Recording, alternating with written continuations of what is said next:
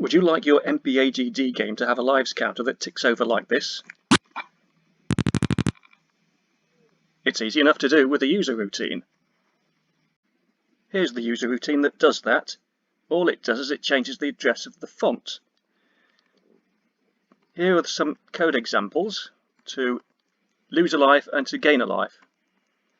And then there's the routine itself. Not much to it. You don't have to understand what it does. I'll be posting the routine up at the AGD forums when I've made this video, and maybe posting a copy somewhere else like the WAS forums. To select a user routine in MPAGD, you select it from the Tools menu and then select User Routine. Now let's look at the code needed in the Kill Player event. As you can see, we're using L as a temporary variable to offset the font position.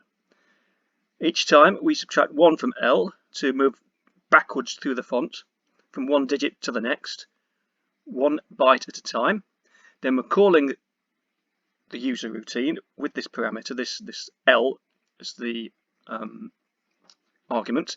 Then we're displaying the lives.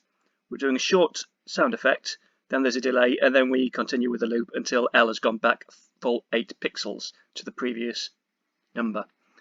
Then when we're finished, we subtract 1 from the lives, and don't forget, most important of all, call user with the parameter of 0 at the end, which resets the font to its correct position when we're finished.